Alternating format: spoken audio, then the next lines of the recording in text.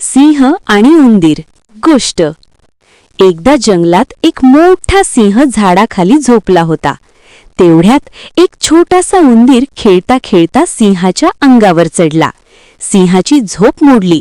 तो रागाने उठला आणि उंदराला आपल्या पंजात पकडले।